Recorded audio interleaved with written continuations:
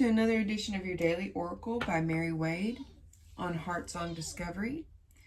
Today is May the 9th, and Spirit had a couple of cards fall out of the deck for us to look at. One did come up right side up, and one came out in reverse, and I did confirm that it was significant this one came in reverse. So, with that being said, let's get started with the reading. First we have, before we get too far, this is going to be out of the Star Codes Astro Oracle by Heather Roan Robbins. I love this deck. It's probably my newest deck, and I love the color that it has in it.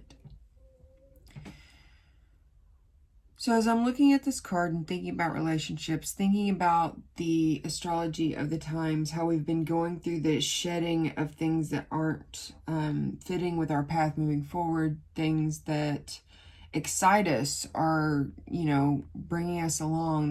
They're showing us our path to our soul's purpose and journey through this lifetime. And thinking about that, looking at this card for relationships, it makes me think of, evaluating the relationships that you have that are tied to you, perhaps even corded to you.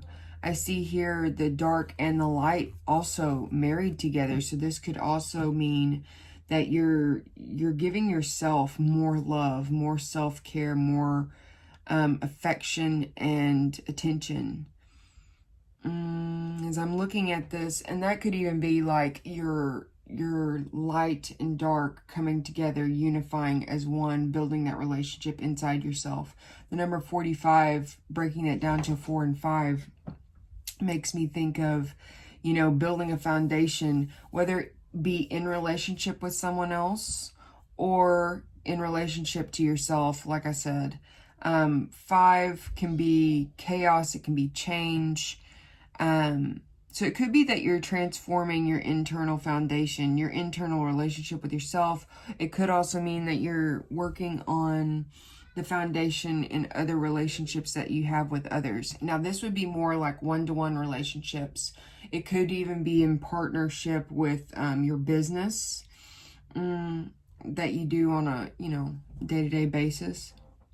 But I do see that through this rebuilding of the foundation, there's all of these colors, all of this beauty. That beauty is like the, I keep thinking words like honey, manna. This is the food of the spirit here. This is the abundance of spiritual, like satisfaction even. So it's really beautiful. And I see that out of this, there is growth, a blooming, a reblooming. It's almost as if you have something that you've sown, a manifestation that you've sown, an intention that you've sown, and it's now coming to fruition, and you're beginning to see it in your relationships, whenever you're able to be in that feminine receptive mode, in that magnetizing mode. It's allowing that to even further bloom so that you can attract the appropriate relationships that can nurture you, that can support you, that can help heal you, and that can help you shine those beautiful colors, those beautiful experiences to the rest of the world. This card came out as well. Oh, and I did want to also say here that the 4 and 5 together make a 9. 9 is about releasing and, being compassionate, understanding that things are the way that they are. Even forgiveness, just release, releasing the need to control. So this is a really exciting card to me with everything that's been going on in the energetics. This card, our second card, is Ceres, which is to nurture. And this did come out in reverse. Now, Ceres, also known as Demeter in different pantheons, was the goddess of agriculture. She had the ability to create and to help the crops flourish so that all could be in abundance, or she had the power to destroy and to use this sickle to create barren lands.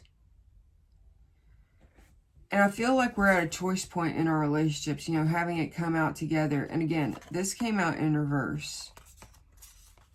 It's almost as if, you know, in this gateway point between the full moon lunar eclipse that we just had in Scorpio and the new moon in Taurus coming up, we have to decide what relationships feed us, what relationships are no longer serving our highest good.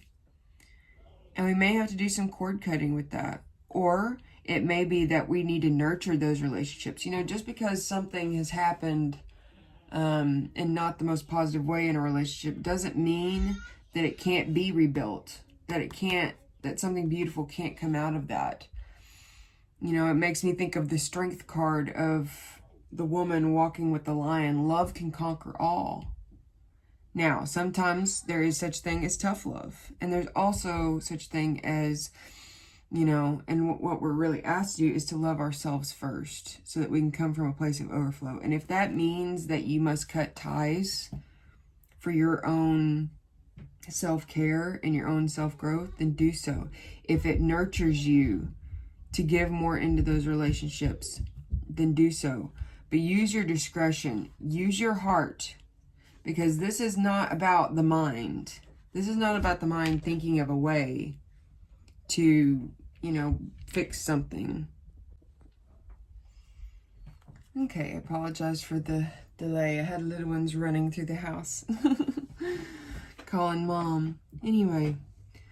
So as I'm looking at this, you know, it just really is showing me to use your discernment and not, while you must take the mind into account, really follow your heart, because it's going to be what feels good, what feels right. We're not, you know, this is a period of time where we're not so much to be guided by the mind, but rather by the heart. We're trying to mend the bridge between the mind and the heart.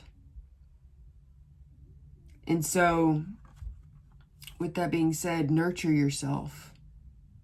Find what feels good to you. What makes your heart sing?